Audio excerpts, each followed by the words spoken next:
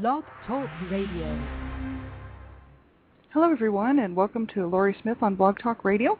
It is January 25th, 9:30 p.m. Calgary, Alberta time, and this is Laurie Smith on Blog Talk Radio.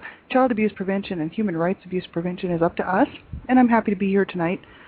We've got a great topic. I actually was going to talk about this on last Friday night, but my show was canceled due to technical difficulties with Blog Talk Radio and Skype, and they apologized and they said, if you want to phone in on your show, you can phone in and use your phone, but I couldn't afford the long distance charges, so I had to cancel the show, so I'm really sorry about that. And I'm happy to be here. This is a live streaming internet radio broadcast coming, just streaming over blogtalkradio.com, not on the radio waves around the country or anything. But I'm happy to be here just to bring some information and raise some awareness and just to be another voice. And I spent the last couple of shows talking about the main purpose for this show, what it's all about, so that people aren't in the dark about what the show is about. And I suggest that you go back and listen to some of my original, first maybe episodes 1, 2, and 3, and get a feel for what I was trying to do in the first place and what it kind of evolved into. And because I find it interesting myself. And I wanted to do some housekeeping first. I'm going to start this with every show now, just due to the fact that people are quite confused about what I'm doing. And I'll just start. It's called Listen at Your Own Discretion. None of my shows are professional, and I am not a qualified professional counselor or legal representative. I have no professional certificates, and the opinions expressed on my show when not reading from written copyright material are my own. And I cannot guarantee the quality or correctness of the websites that I refer or that I use. As I am not a professional, you will have to look at those yourself and make that decision, right? I am very particular about what I do, use for references and stuff. I do check the material out, and sometimes there's things on the website that aren't so great, but then some of the material is worth bringing to the public awareness. So you can make that decision for yourself. And I just want to say, do not listen to this show if you are believing it to be a professional show or a professional counseling or therapy session. And also, if you are under the age of 18, please do not listen to this show without consent from a parental guardian or caregiver or parent, because you should have someone's consent to be listening to a show like this. And anyone with any sensitivity regarding the topics of this show, which is, abuse, domestic violence, human rights abuses, everything to do with that, and, if you have any sensitivity to those issues and those topics, please do not listen to the show, as you must be responsible for what you listen to, ultimately, right?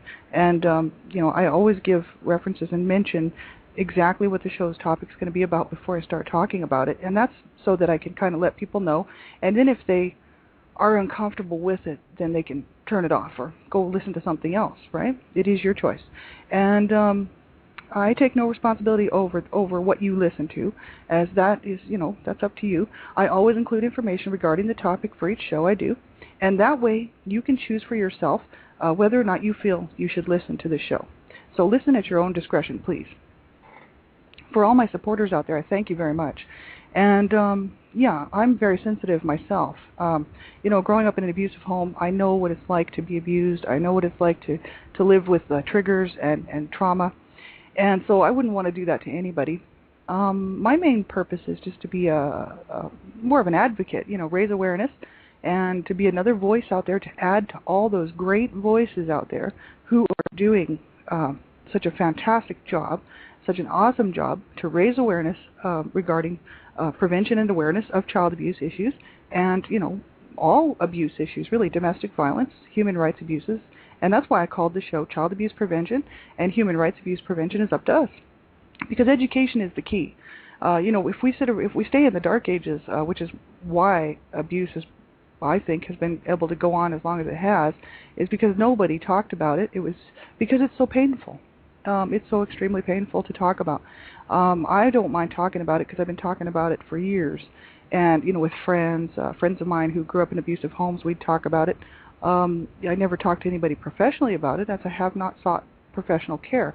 And that's why I always, every show, maintain that everyone who's suffering should seek professional care. And I might down the road myself.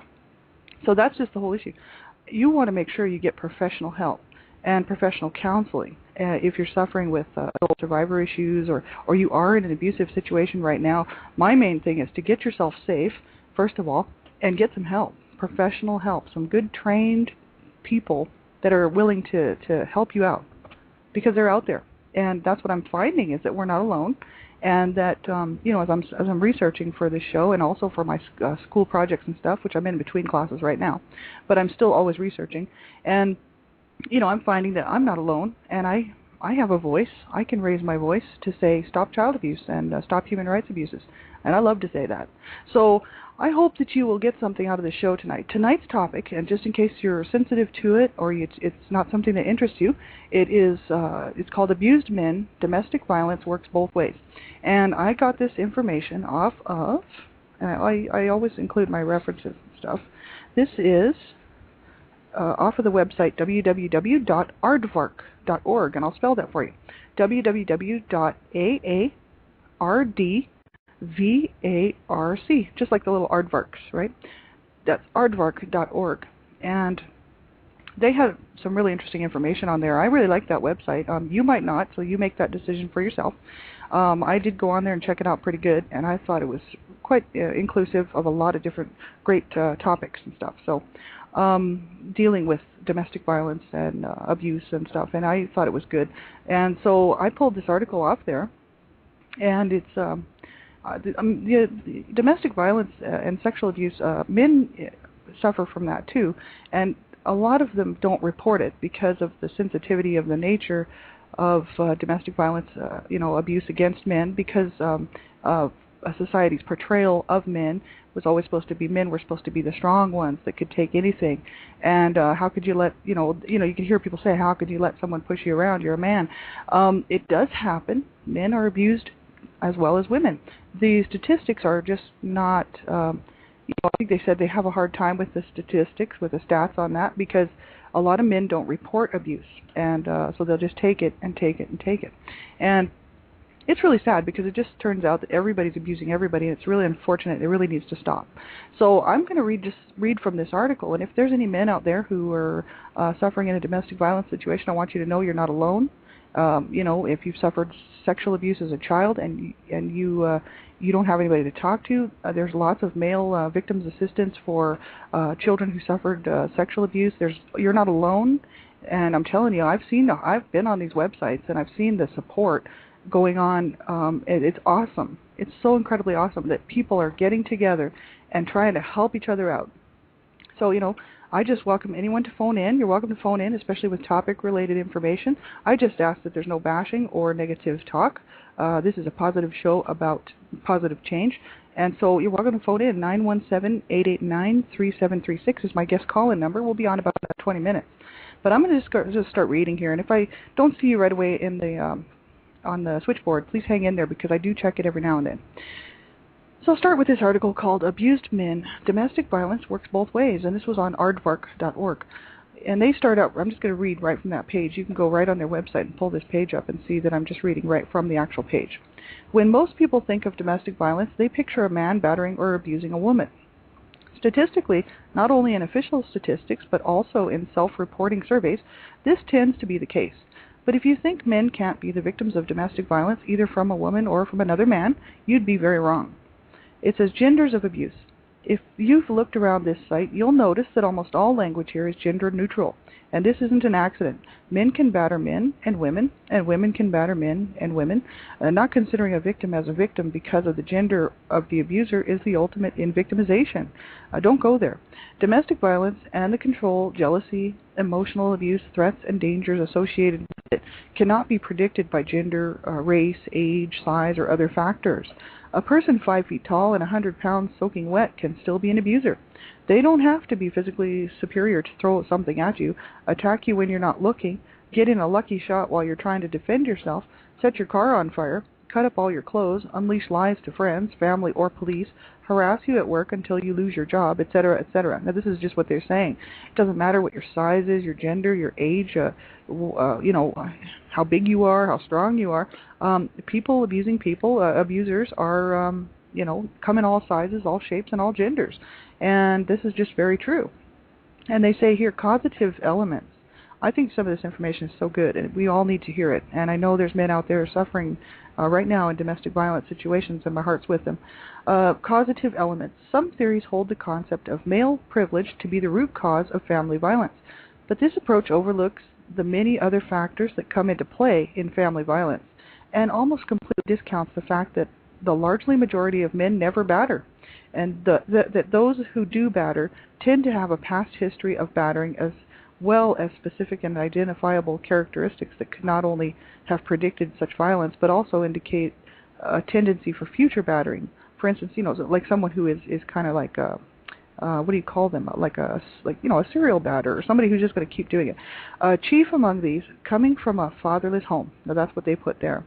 While the concept of privilege may be a factor in some batterer actions and motivations, if it was the root cause, whether based on gender or on the provider status, then it would follow that female perpetrated domestic violence against both men and women would be almost non-existent. And we know this is not the case. While no one has all the answers, the first step to understanding and changing a society filled with domestic violence begins with realizing that we don't have all the answers, and that long-held and common assumptions, usually based on very old research, aren't necessarily all-inclusive, definitive, or even marginally correct when considering the problem from a 2008 perspective. Obviously, if we had all the answers, the problem wouldn't be as prevalent as it is. Readers are encouraged to try to think outside the box, not only for the causes, but for the solutions. And that is so good. I just love that, because it's so true, right? It's obvious that if we knew all the answers, we could solve this, like, with a snap of our fingers, and people would stop abusing each other. Whether they're male or female, doesn't matter. Parents or children. People would stop abusing people if it was that easy, right? It's a problem, and in order to come to solve anything, right, we have to become educated first of all on the situations surrounding it and the whole complex situations around abuse, and we have to get to the root of it and then find solutions from there. And I know that is what so many people have spent their lives doing, for eons now. I'm not eons, but let's just say many years. I haven't quite studied the history of how people studying out child abuse and domestic violence, but I know in books from old, it was going on way back when, and it's never really been appreciated by anybody, but it still continues to go on, and it just seems that there's more instances of it, but they're not even sure if that's it or if it's just that more people are reporting it. And also see, that's the thing about stats, right? It's just very hard to say whether what's real good stats and what's not. But they do know that abuse is underreported, and I'm one of those types, right? I mean, I come from that. We didn't phone the police every time we got beat. It just didn't happen. We just took it and lived our lives like that. So, and because we were so really so warped, when you grow up around that and you think that's your life. You think that's what you're going to live, and you don't think about getting help. You know what I mean? It's just when it's part of your life and you've seen it from day one, which I did. I saw it from a baby all the way up until I was moved away from there. And, it's just your life and you live it, and it's unfortunate unless somebody steps in, right? So here is different reporting. This is what they say on different reporting. Although many victims of domestic violence resist reporting the violence, male victims have particular issues that most female victims don't have to contend with. Now, this is just what they're saying. Often victims of any gender don't want to report because they are embarrassed or they are afraid of making the problem worse. Like, for instance, when so-and-so gets out of jail, they're going to be really mad. And that's just what they said. Or they don't want the abuser arrested for many reasons. Male victims have to contend with machismo, what their friends and family will think if it is discovered that they let a partner abuse them, right? See, there's whole issues around this. There is also an element of total disbelief, not only from the victim, but sometimes confirmed by friends, family, police, and medical personnel, especially when those persons are also male, as victims are unwittingly yet strongly encouraged to minimize the importance and impact of what they experienced by quote-unquote, oh, it's not that bad, or it's only a scratch. And trying to report once and meeting this reaction is a primary function of why so many men never report again or never report at all. And this is a case in almost all abuse issues that, like this, for instance, that just get kind of brushed off. The victim just won't bother reporting it again. They'll just think, oh well, nothing happened. And because they're being so battered and so emotionally battered and verbally battered all the time, and possibly physically battered as well, their way of coping with it is just to kind of shut down, and that is so sad, right? It's unfortunate that it's happening right now as we speak, and it's too bad that we can't hurry and find a way to fix this, right? Trying to report, okay. It says, trying to report once and meeting this reaction is a primary function of why so many men never report again or never report at all. Instead, they'll make excuses like for, quote unquote, oh, I got that scratch while trimming the bushes, or look at this bruise I got playing football. So this is something that a male victim might say who's been battered and, beaten or abused. And they might just say, oh, they were playing football and they got the bruise that way, or they scratched themselves while they were mowing the lawn or something, right? This is what they're just saying could happen.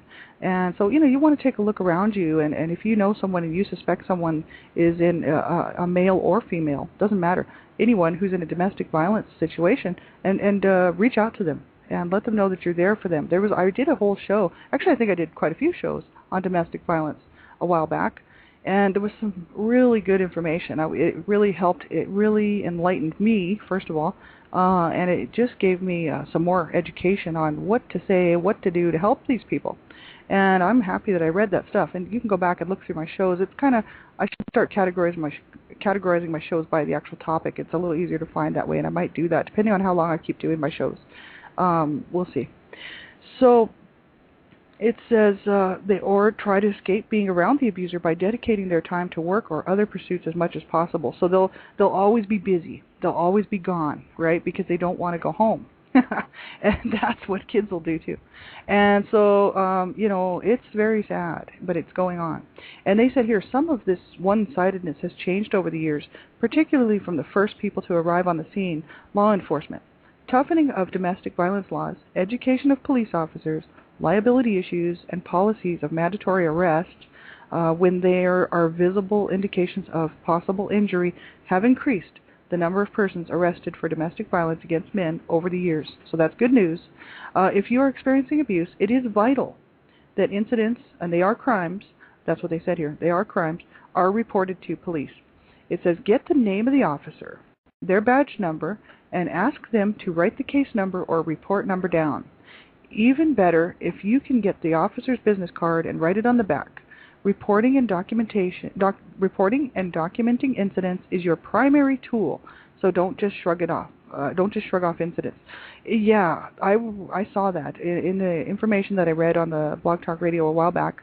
They were saying that you need to write everything down. If you're someone listening on this show, or you hear this show somewhere on a Blog Talk player somewhere, if someone's abusing you in any way, it doesn't matter whether it's physical, verbal, emotional, psychological, you name it, you start logging the abuse, dates, what exactly the abuse was, keep track of it, keep it in a safe place.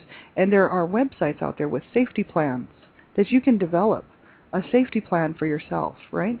And there was all kinds of information regarding how to keep yourself safe if you feel like your life is being threatened. There's rooms that you don't go into. For instance, the kitchen, because there's weapons in there. Things that could turn into a weapon. Don't go in the kitchen. They said don't go into rooms like the bathroom where there's only one door. Stay out of the bathroom. Stay out of the kitchen. Go to rooms that you know you can get out of if you think your life is being threatened. Make sure that you have a safety plan, an escape plan, and call 911 or call a friend and have a code. That's a good one. That was also on, I think that was helpguide.org. Their safety plan. They had a great safety plan there. And I plan on doing this show, for as many nights as it takes to get it done. And we'll do another one Wednesday night, and we'll do another one next Friday night if we need to. And we'll just keep going with domestic violence issues, and especially centering on men.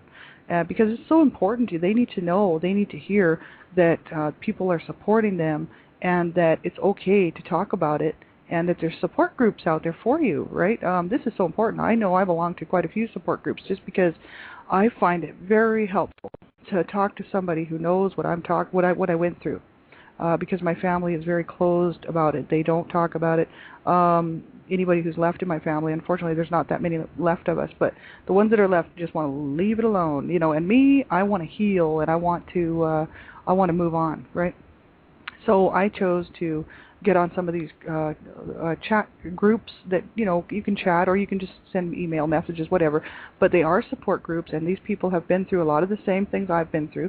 So, you know, if you're a man and you've been a victim of sexual abuse, domestic violence, any kind of abuse, there is help out there for you. And it's not something to be ashamed of. It's not something to be feeling bad about. It was not your fault.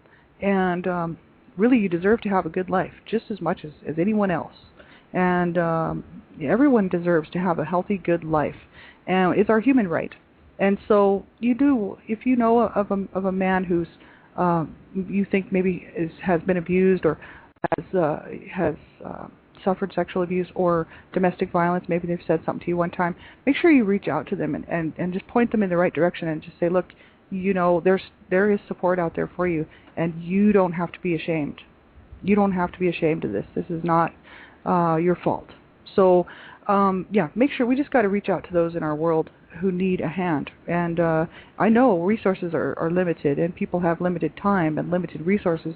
We're also busy, but even just to let them know that you're there, you know. And that's what I always tell people. I'm an ear and I'm a good shoulder. I might not be able to do everything for you, but I can certainly listen, and I can certainly try to encourage you and help you to keep going and keep walking it out, because it's so worth it. You know, when you finally get to the realization that life is good and that we all deserve to have a good life, life is good, and no one should suffer from any abuse. It's just wrong. And that's the primary reason why I'm doing this Blog Talk radio show, is just to keep saying, keep walking forward, keep moving forward, and keep searching for the thing that's going to help you heal. Get professional help. That's so big.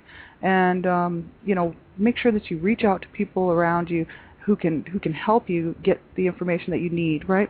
And because it's so important, right? Nobody should be suffering in silence. And I think that's the biggest issue. It's just silence.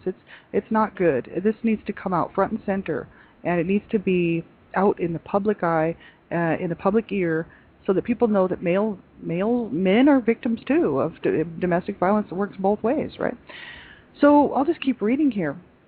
It says, it can be, and often is, argued that a good number of female perpetrators were acting in self-defense, or that after a time in an abusive relationship, they finally decided to be the one to hit him before he hits me. That's a quote-unquote. While that may be, in fact, be the case some of the time, law enforcement and the courts can't excuse a possible current crime by a person in light of possible past crimes committed against that person. The major argument brought to bear when women bring up battered women syndrome as part of their defense, but that's a whole different article. Each crime, at least for the purposes of arrest by police, stands on its own, and overall views of the violent dynamic within a relationship don't come to bear until the DA is deciding whether or not to bring charges, or when offering a plea, or even later when the court considers sentencing. See, and this is interesting for me because I don't really know the laws, you know. Yeah, it's not good. You know, that's, my parents were like that. You know, my mom said she took it for so many years that she finally got so frustrated. She started bashing my dad and hitting him with extremely heavy things and cracking him in the head, and of course me too, and anybody she could actually get her hands on.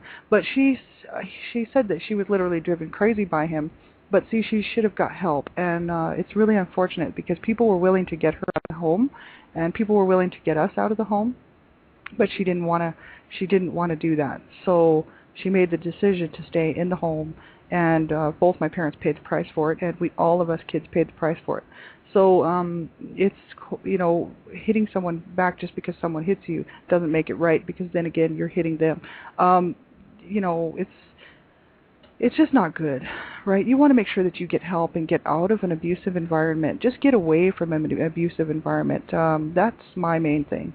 I think that people too often think, well, this person will change, because, you know, people are very manipulating, and they can manipulate people very easily, especially if they're good at it, and they can trick people into staying. Oh, it won't happen again, or I promise, I just got out of line and I'm sorry. My parents never said that, but I know that this is something that people can say. My parents just said, you're going to take that, and that's just what you're going to get.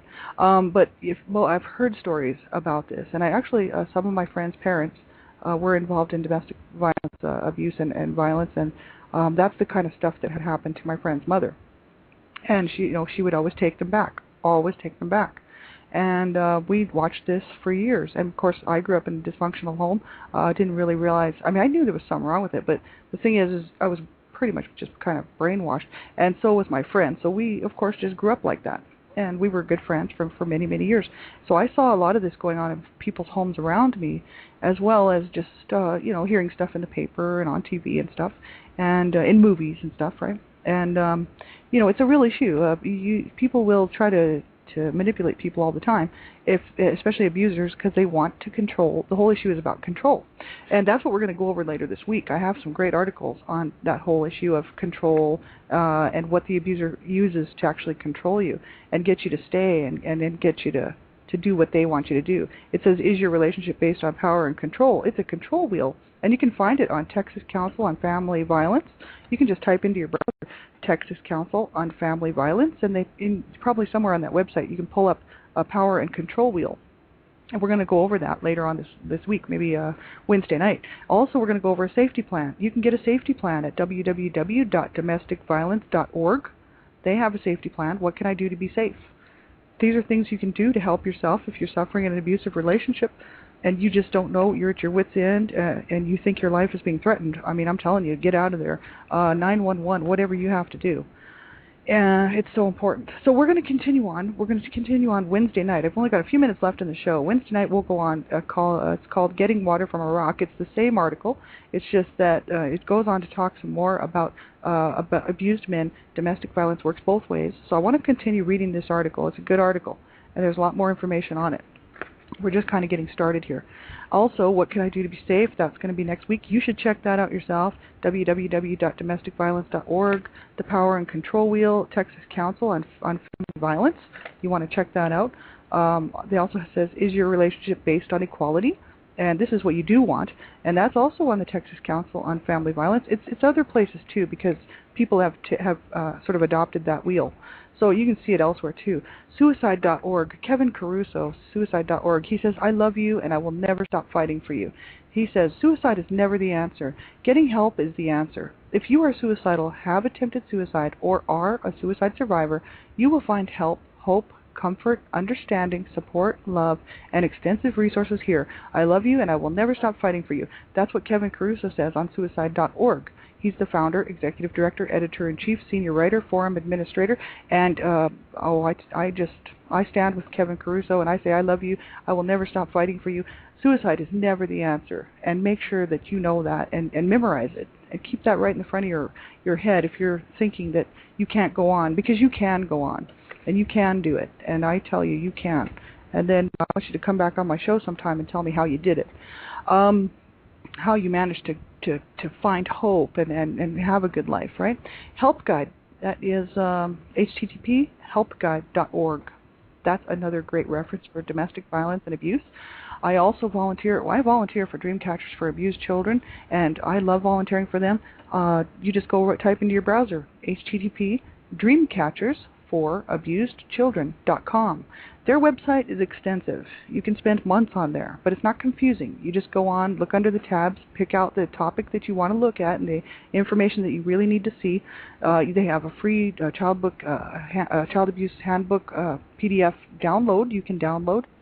Great information there. I would highly suggest that website to anybody, and I love to promote them because I know that what they're doing is so powerful and so positive in the move for child abuse prevention and child abuse awareness, and so I'm so happy just to stand with them. I hope you all take care. I'll be back on tomorrow morning, 5:30 a.m. For another one child abuse survivor to another, and I just hope you're all well, and make sure you reach out to those around you. Make the phone calls. If your life is being threatened, call 911 to get yourself some help. This is so serious. Make sure you take good care of yourselves, and I look forward to hearing and seeing you guys again. Take care. Have a good night.